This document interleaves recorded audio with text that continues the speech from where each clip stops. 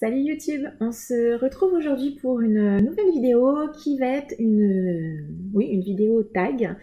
Un tag que j'ai vu et qui est créé par Séverine de la chaîne Il est bien ce livre.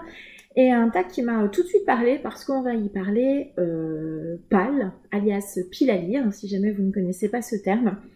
C'est un tag qui m'a bien plu, qui m'a tout de suite parlé. J'ai bien aimé également les questions proposées par Séverine, donc ben voilà, j'ai choisi de le reprendre parce que moi je fais partie de ces gens qui ont une palle très conséquente et donc on va en parler maintenant de mon rapport à cette gigantissime palle. Vous en avez d'ailleurs un petit peu, voilà, vous la voyez un petit peu par ici.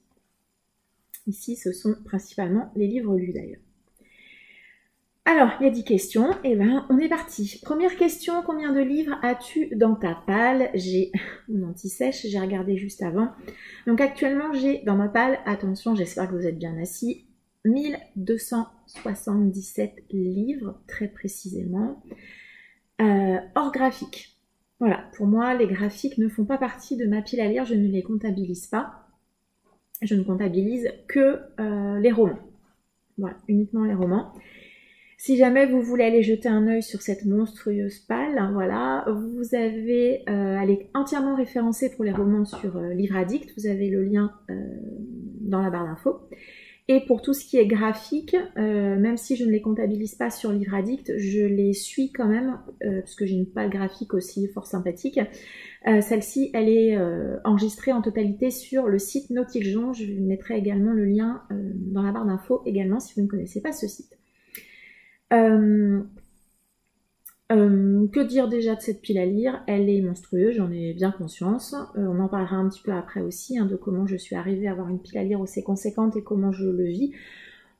Déjà, on démarre direct, c'est quelque chose que je vis très bien. Voilà, ça peut choquer certaines personnes, je le comprends tout à fait. Après, moi, c'est un plaisir personnel que j'ai. J'aime acheter des livres. On va en parler dans la question 2 d'ailleurs. D'ailleurs, je vais croiser directement. Tiens, question 2. D'où viennent principalement les livres de ta palle? Achat neuf, occasion, SP ou cadeau? Je ne suis pas concernée par les SP, donc moi, c'est principalement des achats d'occasion. Il faut savoir que quand j'ai toujours beaucoup lu, voilà, depuis le collège, j'ai toujours beaucoup lu. Quand j'ai commencé à travailler, je travaillais sur Paris, juste à côté du Gilbert Joseph de Saint-Michel, donc bien évidemment la tentation était là. J'ai acheté beaucoup de livres à une époque. Ensuite, j'ai arrêté de travailler à Paris. J'ai donc également eu un enfant, donc j'ai beaucoup moins lu, forcément. J'ai même, on pourrait presque considérer une espèce de panne de lecture pendant les premières années de naissance de mon fils. Sur cette période-là, je n'ai quasiment plus acheté de livres. Par contre, après, quand je suis retournée dans la lecture, avec grand plaisir, quand bien même je n'avais jamais arrêté complètement de lire, mais en tout cas en grosse quantité, j'ai également une espèce de frénésie de récupérer et d'avoir dans ma bibliothèque des livres qui me faisaient envie et que je n'avais pas lus depuis très longtemps ou plein de nouveautés. Et je me suis tournée vers les achats d'occasion et notamment vers les brocantes. Il faut savoir que je pratique, là, cette année, comment dire que ça n'a pas été possible, mais c'est pas dramatique non plus. Pendant 5-6 ans, voilà, ces dernières années, j'ai écumé les brocantes tous les week-ends. Je suis dans une région où, en gros, hein, d'avril à fin septembre, mi-octobre, on va dire, il y a des brocantes tous les week-ends. Donc voilà, clairement, j'ai vraiment ma pile à lire est constituée, je pense, à 90%, elle est peut-être pas 80% de titres d'occasion, et sur ces 80%, je dirais qu'au moins la moitié est issue de brocantes. Je fais également beaucoup d'achats. J'ai des cash converters et easy cash dans la ville où je travaille. J'ai également une recyclerie où il y a pas mal de titres vraiment très sympas qui n'est pas très loin non plus de la maison. J'ai un Emmaüs également, donc c'est vrai que j'écume beaucoup les magasins d'occasion, mais également aussi les sites d'occasion. Rakuten a été pendant très longtemps mon plus grand dealer, et puis Vinted est en train tout doucement de le supplanter, mais j'achète beaucoup d'achats d'occasion. Finalement, j'achète peu, vraiment très peu de titres neufs comparativement, bien évidemment. Après, le peu chez moi est relatif quand même. Quelle relation entretiens-tu avec ta palle? C'est donc la troisième question. Angoisse, amour ou indifférence? Je l'ai également un petit peu évoqué juste avant. Elle est là. Je prends des livres quand j'ai envie, j'en achète quand j'ai envie. J'allais dire, elle ne m'évoque rien de spécial. Je suis Je suis peut-être plus proche de l'amour hein, d'ailleurs que de l'indifférence ou de l'angoisse. Elle m'angoisse pas du tout, puisque autant j'achète des livres, autant je n'ai aucun remords à me débarrasser de livres qui ne m'intéressent plus ou que je n'ai plus envie de lire. C'est pas quelque chose qui me perturbe, que ce soit des livres lus que je n'ai pas aimés, ou alors des livres qui sont dans ma palle, que j'ai achetés à un moment, qui me faisaient envie au moment où je les ai achetés, mais finalement, quelques années après, ils sont toujours là et ils ne me plaisent plus tant que ça, donc je m'en débarrasse.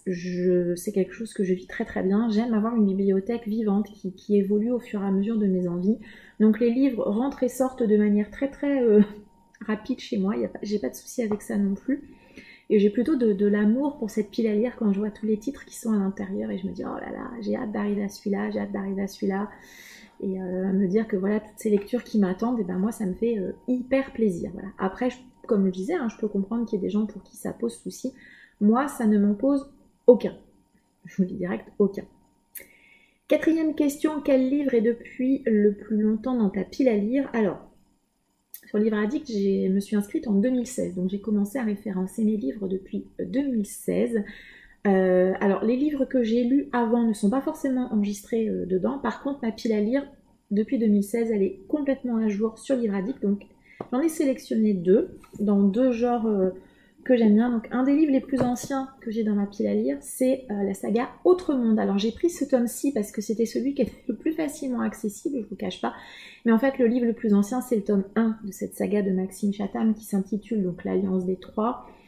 Alors typiquement, ça c'est une série que j'ai achetée en brocante. Les 6 ou 7 tomes de cette série, je les ai eus en vide-grenier en brocante. Je n'ai acheté aucun titre neuf.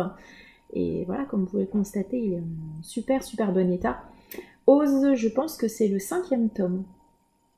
Non, 4e, c'est écrit en plus, je suis bête. Non, si, c'est ça, 5e, c'est ça, 5e tome, c'est bien ça, c'est écrit derrière. Et je me rappelle que j'avais acheté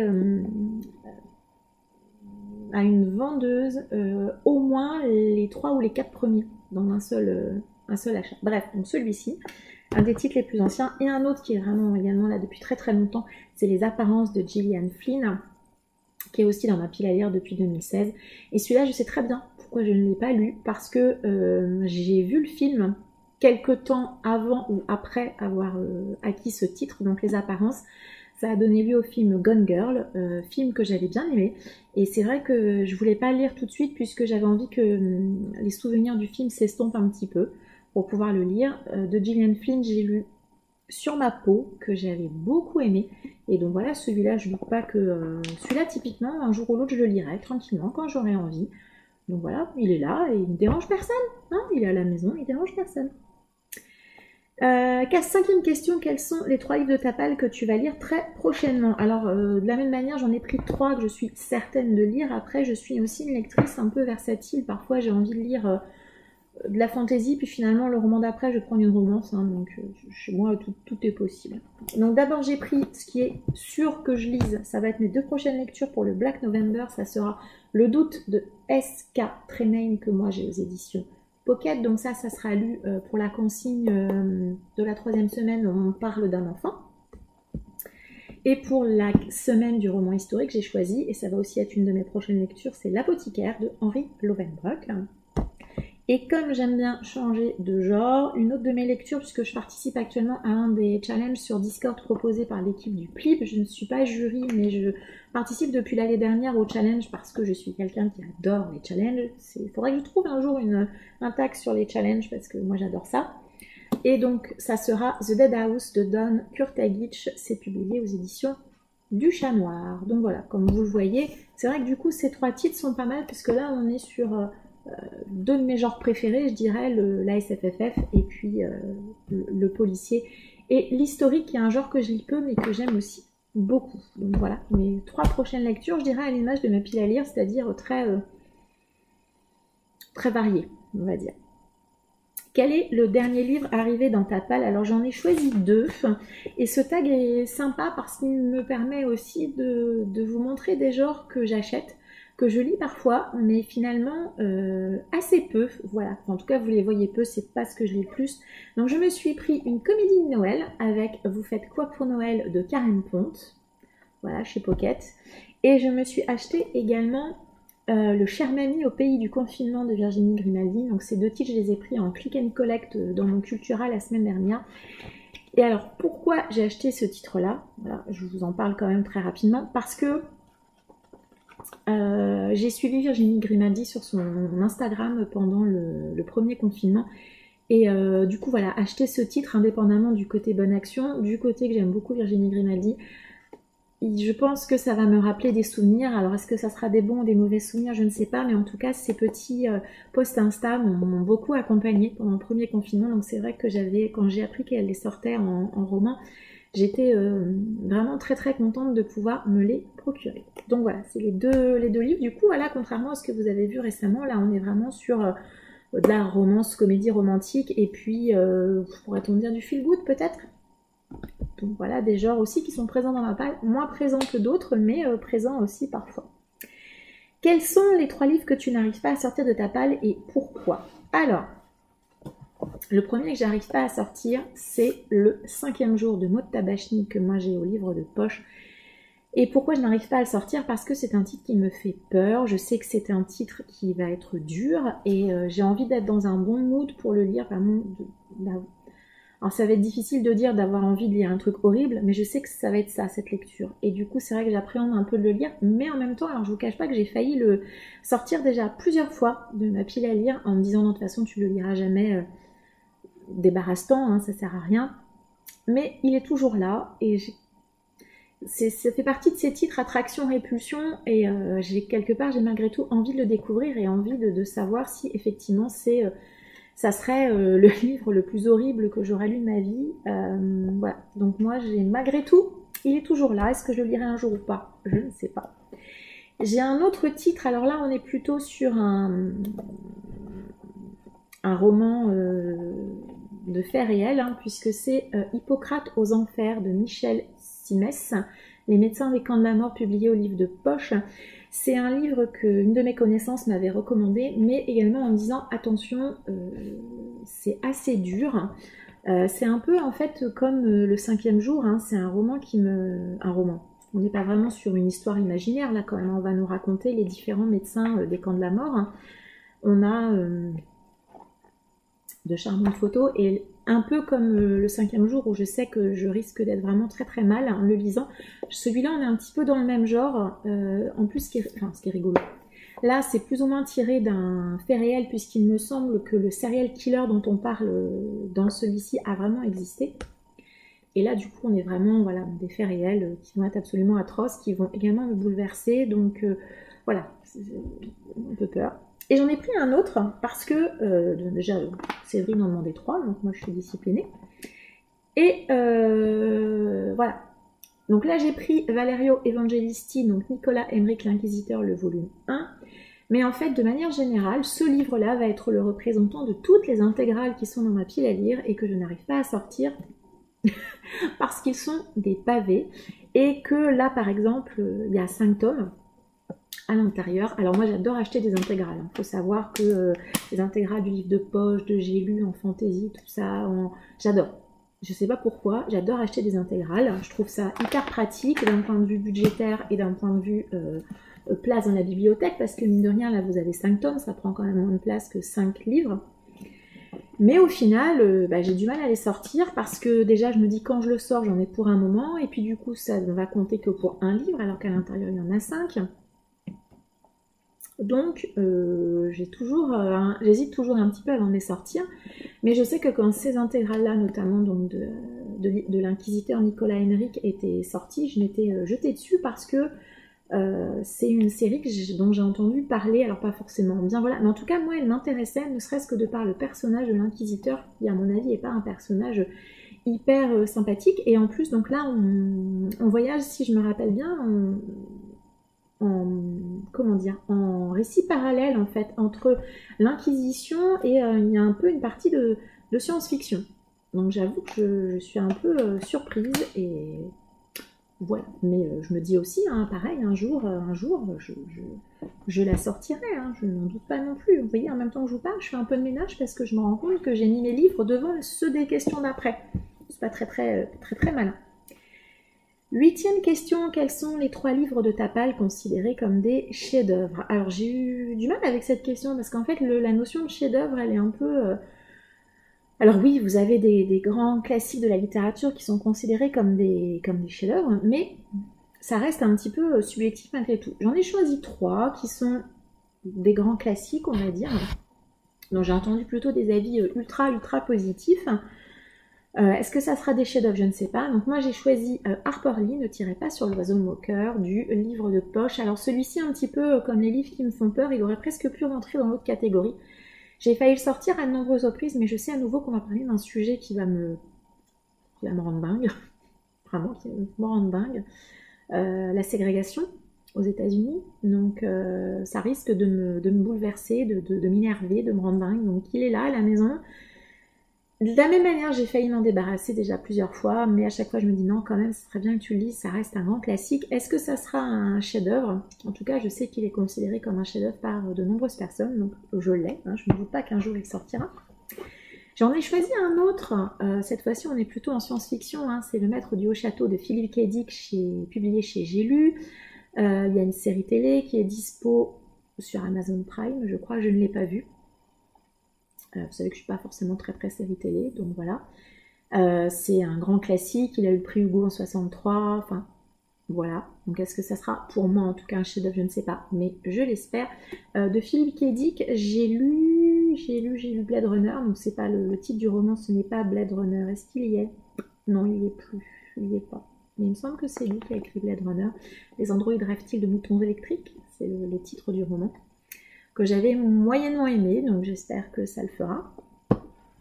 Et alors, un autre ultra grand classique, hein, Orgueil et préjugés, donc moi je l'ai dans cette édition de chez Cranford Collection de Jane Austen, voilà. Un grand classique aussi, considéré par certains effectivement également comme un chef-d'œuvre de la littérature anglaise. J'espère en tout cas qu'avec moi ça le fera également, en tout cas tout autant que tous ceux qui en ont donné des retours ultra positifs. Après j'ai regardé, c'est vrai que des classiques, j'en ai pas tant que ça dans ma bibliothèque, mais bon, voilà, je pense que ces 3 titres correspondent à la catégorie chef-d'œuvre, en tout cas œuvre très populaire parmi la sphère littéraire. 9e question, quelles maisons d'édition sont les plus représentées dans T'Pal? Alors j'avoue que là pour le coup le livre addict m'a beaucoup aidé et j'ai trouvé effectivement, j'en ai sélectionné 3. Alors la maison d'édition qui est la plus représentée, alors je sais que spontanément quand j'ai vu cette question je me dis moi c'est les poches, je suis certaine que déjà ce qu'il y a le plus c'est les poches, c'est ce que j'achète le plus, c'est ce qu'on trouve le plus en occasion, c'est le moins cher, voilà. J'aime beaucoup le poche. Donc en fait la maison d'édition qui est la plus représentée c'est Pocket. Donc là j'ai choisi un Kate Morton. J'ai pris des titres que vous voyez également peu sur ma chaîne, que moi j'aime aussi lire, hein, la Kate Morton, avec la scène des souvenirs, avec cette très jolie couverture. Donc pour info, des Pocket dans ma pile à lire, j'en ai, vous êtes bien assis, 195. Ça fait mal. Quand j'ai vu les chiffres, sur le coup, j'ai fait ouh, quand même, hein, ça fait pas mal. Mais ça m'a pas perturbé plus que ça. La 2e édition la plus représentée, toujours un livre de poche, c'est le livre de poche, justement. Donc là, j'ai choisi un Liane Moriarty avec un peu beaucoup à la folie. J'avais beaucoup aimé La lettre du mari. J'ai adoré Petit secret, grand mensonge, qui avait été un superbe coup de cœur. C'est une autrice australienne que j'aime vraiment beaucoup, dans le genre secret de famille. En tout cas, avec moi, ça marche. Les 2 livres que j'ai lus d'elle, ça a marché à chaque fois, donc je ne doute pas que ça le fera encore à nouveau. Des titres du livre de poche, j'en ai 182. Hein, ça s'est joué à peu quand même avec Pocket. Hein, voilà. Et j'en ai sélectionné une 3e. Là, j'ai choisi Endgame, que j'ai donc chez J'ai lu. Et donc, la 3e maison d'édition la plus représentée, c'est J'ai lu avec 121 titres. C'est quand même impressionnant. Hein. Donc voilà, clairement, les poches chez moi, c'est... les poches, c'est la vie. Hein. Les poches, c'est la vie. Hein. Les poches, c'est la vie. Et juste pour... voilà, j'ai fait un petit tour également voir ce qu'il y avait après. La maison d'édition en grand format qui est la plus représentée, c'est France Loisirs, avec 88 titres. C'est vrai que je suis adhérente de France Loisirs depuis maintenant plusieurs années. Et j'aime assez... j'achète pas mal de titres chez eux parce qu'ils ont les intégrales, que j'aime bien. Vous voyez, mon amour des intégrales dont je vous parlais juste avant. Et souvent, moi j'aime bien avoir des livres dans une même, qui se suivent au niveau des collections. C'est vrai qu'ils font aussi des choses qui suivent. Bref, voilà, franc loisir. Et puis sinon, après, en grand format, j'ai Brajlon également. Voilà, c'est l'autre maison d'édition qui est également la plus représentée pour les grands formats. Voilà, je pense que c'était pas mal pour cette question-là. Et dernière question, comment envisages-tu les années à venir avec ta palle? As-tu des conseils? Alors moi déjà avec la monstrueuse palle que j'ai, je me permettrai de donner de conseils à personne, déjà de manière générale. Chacun gère sa pile à lire comme il le veut. Certains en ont 4 et le vivent très bien. Certains en ont 10 et sont perturbés par tous ces livres qui les attendent. Moi, j'en ai plus de 1000, je le vis super bien, ça ne me perturbe pas. Comment envisages-tu les années à venir avec ma palle? Pourquoi je changerais mes habitudes? J'ai déjà essayé de faire des no-buy, des choses comme ça, en me disant c'est vrai quand même, t'as beaucoup de livres à lire, faudrait que tu les lises plutôt que d'en acheter d'autres, nanana. Oui, certes, mais certaines personnes achètent des vêtements, des chaussures, des sacs à main. Certaines sont fans de cuisine, certaines font du scrapbooking, certains font des travaux manuels, enfin voilà, du tricot, du crochet, du diamond painting. Voilà, on a chacun des passions différentes. Moi, mon kiff, c'est d'acheter des livres, voilà. Donc, je pense que je continuerai encore d'acheter des livres, à mon avis. De temps en temps, ça me prend, voilà, j'ai un petit regain de quand même, faut la faire un peu baisser ta palle, hein, ça dure pas très très longtemps. Voilà, le peu de fois où ça me prend, j'oublie cette idée assez vite également, voilà, puisque chez moi, le no-buy, ça ne fonctionne pas, c'est même encore pire la fois d'après. Donc voilà, j'essaie quand même de temps en temps de m'auto-gérer, même si ça ne marche pas toujours. Donc j'avoue que j'ai peu d'espoir sur l'idée de faire baisser ma palle un jour. Est-ce que c'est vraiment très grave? Je n'en suis pas certaine. Sachant que je vous ai dit que voilà, mon rapport à ma palle était plutôt sain, je pense. Voilà, mes livres sont là, de temps en temps je fais un petit tri, je débarrasse, voilà. Et puis sinon ils sont là, ils ne gênent personne, ils sont là, je les regarde et je me dis ah toi je te lirai un jour. Je suis sûre que toi et moi ça va le faire. Voilà, oulala, toi tu me fais peur. Je leur parle comme s'ils étaient presque des êtres humains. Donc voilà, je pense que ma relation à ma pile à lire ne risque de pas beaucoup changer au fur et à mesure des années. Voilà. Et ben écoutez, j'espère que cette petite vidéo vous a plu. J'espère que du coup vous avez eu quelques petites infos sur ma monstrueuse pile à lire. N'hésitez pas à me dire en commentaire comment vous, après tout, vous gérez votre pile à lire. Est-ce qu'elle vous rend anxieux? Est-ce qu'au contraire, comme moi, vous avez une pile à lire monstrueuse et vous vivez très bien? Je le vis très bien, personnellement. N'hésitez pas, du coup, à me faire un retour en commentaire. J'espère que vous avez passé un agréable moment en ma compagnie et je vous souhaite une agréable journée. À bientôt!